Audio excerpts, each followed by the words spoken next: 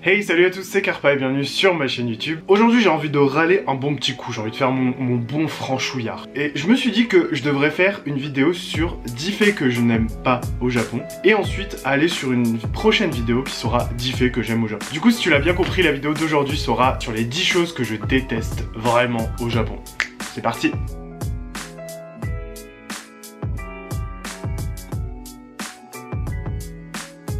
Alors la première chose que je déteste, et c'est une de celles que je hais le plus, c'est le natto. Alors le natto, pour ceux qui connaissent pas, c'est des graines de soja fermentées. Alors moi, la fermentation de certains aliments, ça me gêne pas du tout, mais le natto, ça a une odeur horrible, ça a un goût hyper fort et une texture gluante pas du tout agréable. Ça reste mon avis, hein, bien sûr. Je suis deg de pas aimer le natto parce que c'est un aliment qui est ultra nutritif et ultra bon pour la santé. Les Japonais adorent le natto pour la majorité des gens, pas tout le monde bien sûr, mais la plupart des Japonais aiment le natto et beaucoup d'étrangers ne l'aiment pas. Et beaucoup d'étrangers essaient d'aimer le natto en le mangeant sous différentes formes. Certains y arrivent à trouver quelques petites alternatives pour pouvoir le manger, mais moi personnellement j'ai trop essayé et ça n'a pas marché. Conseil aux gens qui ne connaissent pas d'essayer parce que ça peut être super intéressant. Si vous aimez, c'est un apport nutritif assez intéressant apparemment, donc pourquoi pas. Alors la deuxième chose que je déteste au Japon, et ça c'est en particulier chez les Japonais, c'est qu'ils ont des clichés sur les Français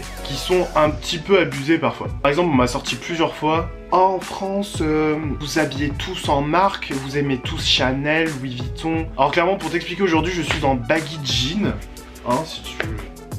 J'ai une veste en jean, un vieux t-shirt noir et un bandana. Voilà. C'est pas ce qu'on appelle un look chic, tu vois. Il y en a qui s'habillent comme ça, mais ça veut pas dire que tout le monde est comme ça. J'ai vu beaucoup plus de Japonais avec des sacs Louis Vuitton et des chaussures Givenchy ou je sais pas quoi que des Français avec des vêtements comme ça. On m'a aussi beaucoup dit: tu ne ressembles pas du tout à un Français parce que les Français sont en général blonds aux yeux bleus, non? Alors comment dire, la France est tellement mixte qu'un Français peut être blond aux yeux bleus ou comme moi avec des cheveux foncés et des yeux foncés. Après moi j'ai des origines assez variées, donc ça fait que je ressemble à quelque chose comme ça. Mais voilà, ça veut rien dire. Les Japonais sont peut-être habitués à cette image des modèles françaises qui sont blondes aux yeux bleus. Mais voilà, les Français on n'est pas tous comme ça quoi. Après c'est pas des clichés qui sont durs et méchants, justement c'est plutôt valorisant. Certes c'est toujours mieux que des insultes et des critiques méchantes, mais voilà, c'est un petit peu lourd. Voilà.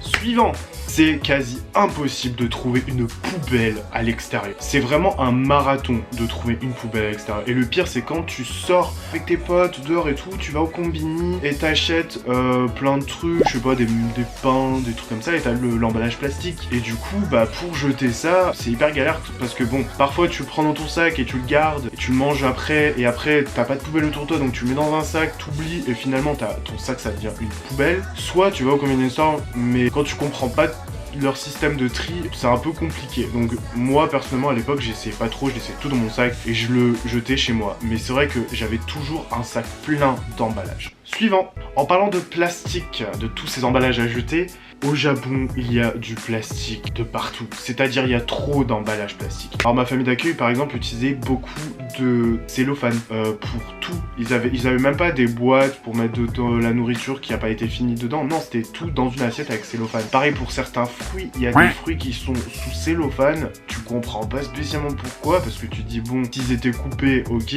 mais là, ils le sont pas. Si on va dans des combini, il y a que du plastique. On mettra toujours des petites serviettes dans du plastique, les baguettes dans des emballages et tout ça, et ça fait tellement un amas de plastoc. Dans le supermarché c'est pareil, il y a toujours ce système de self-service de sacs plastiques pour mettre tes courses, mais du coup bon bah il doit y avoir tellement de sacs plastiques qui sont jetés et tout ça, donc merci pour la planète. Ensuite j'ai mes post-it, du coup je vérifie parce que j'ai peur d'oublier quelque chose. Alors prochaine chose que je n'aime pas, vraiment un truc très culturel parce que le Japon est comment dire, très communauté, tout ça, les gens doivent se fondre un petit peu dans la masse. C'est donc le fait de ne pas trop montrer ces différences. C'est-à-dire que je pense que tous les pays du monde ont ce côté un petit peu, faut rester dans la foule, faut pas trop se démarquer, tout ça. Mais le Japon, c'est assez gros, je trouve. Que ce soit au niveau vestimentaire, au niveau coupe de cheveux, au niveau... je sais pas, les Japonais vont beaucoup suivre ce qui est à la mode. Et du coup, c'est vrai qu'en France, on a toujours cette image de « Waouh, les Japonais, ils ont des styles vachement excentriques, ils sont ultra stylés. Il y en a, mais je pense que c'est surtout pendant l'université où là ils se permettent de faire un petit peu ce qu'ils veulent parce que dans quelques années ils vont rentrer dans le monde du travail et ils pourront plus faire tout ça. Et c'est pareil pour les costumes de travail, les uniformes de travail, les uniformes scolaires, les tailleurs, tout se ressemblera en fait et les gens seront tous habillés de la même manière quand ils iront au travail ou à l'école. Donc c'est ça en fait, ce côté tout le monde reste dans le même groupe.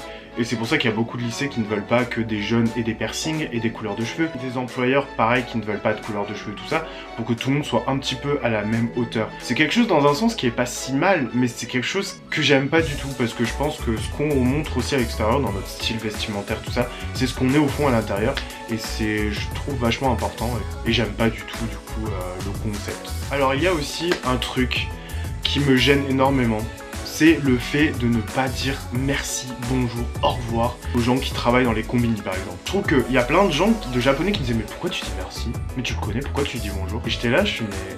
Je sais pas, c'est de la politesse en fait. Et en fait pour eux, c'est pas que c'est pas poli, hein, mais du coup ça se fait pas spécialement. Et je pense que tout le monde s'en fout au final. Enfin, je veux dire, même le mec qui travaille au combini, je pense que ça lui égale que quelqu'un lui dise merci ou quoi, parce que c'est devenu normal. Mais moi je peux pas ne pas dire merci ou au revoir à quelqu'un alors qu'il m'a servi et tout ça quoi. Donc c'est un truc aussi que j'aime pas trop parce que ça me met mal à l'aise. Le prix des fruits, bordel de Dieu, c'est pas possible, les fruits sont extrêmement chers et ils sont toujours ultra bien emballés, voire un petit peu trop, tu sais, on dirait des petits joyaux dans des boîtes pour la plupart, pas tout le temps, mais voilà. Et ils coûtent extrêmement cher, je sais plus combien ça coûte un melon ou une pastèque, mais c'est un prix faramineux. Une pomme, pareil, enfin vraiment tous les fruits coûtent cher. Encore les légumes, on peut en trouver des pas trop chers selon ce que c'est, mais les fruits... J'ai pas mangé de fruits pendant un an parce que je pouvais pas payer des fruits comme ça tout le temps.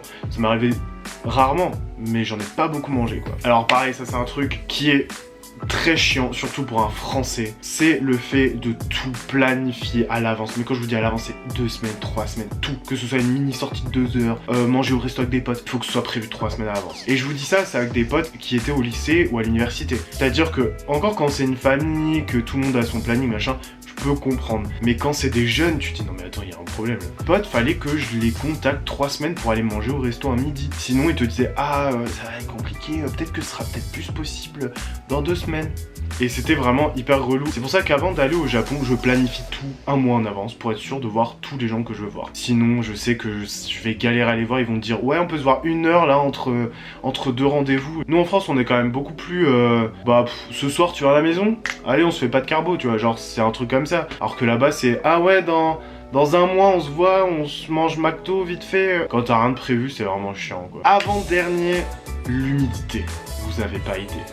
L'humidité au Japon, c'est un truc de fou. Genre en été, tu sues. Genre t'as l'impression que on t'asperge d'eau toutes les 5 minutes parce que t'as cette humidité qui est toujours présente et la chaleur, il fait extrêmement chaud.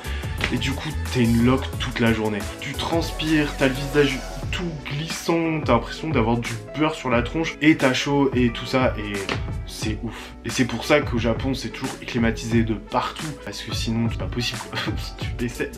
Et enfin le dernier truc que je déteste, et ça pour quelqu'un qui est pas à fond sur Apple, c'est un truc ultra lourd les amis, parce que les Japonais adorent Apple et ça les regarde, mais il y a d'autres marques et pour trouver des accessoires autres que Apple, c'est le parcours du combattant. Pour acheter une coque de téléphone, des chargeurs un peu stylés, tout ça, c'est ultra chiant. Parce que le Japon, c'est un pays de merchandising incroyable.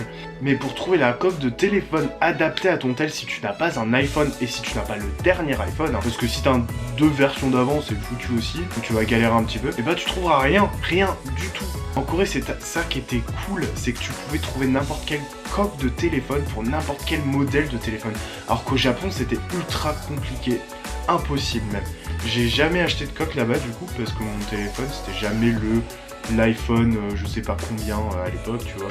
Donc voilà, c'était les 10 choses que je n'aime pas spécialement au Japon. Je tenais pas à faire cette vidéo pour dire genre ah j'aime pas ci, j'aime pas ça, faire mon grognon hein. Au contraire, c'était pour montrer qu'au final les choses que j'aime pas c'est des mini trucs tout nuls en fait. C'est vraiment des trucs un petit peu handicapants, mais même pas un petit peu en fait. C'est genre pas handicapant du tout en fait. C'est genre des toutes petites choses qui sont un petit peu chiantes sur le coup, mais en soi, franchement, c'est des petits trucs. Et c'est pour ça que la prochaine vidéo sera sur les 10 choses que j'aime au Japon, parce qu'il y en a tellement plus et je crois que j'ai même pas pu tout mettre dedans. Donc il y aura peut-être une deuxième vidéo sur ce que j'aime au Japon. En tout cas, j'espère que la vidéo vous aura plu. N'hésitez surtout pas à liker la vidéo, à vous abonner et à appuyer sur la cloche, et à partager cette vidéo sur les réseaux sociaux. Alors je suis aussi sur Instagram, donc n'hésitez surtout pas à me follower aussi là-bas. Alors je vous remercie infiniment d'avoir regardé cette vidéo et à très bientôt pour la prochaine vidéo.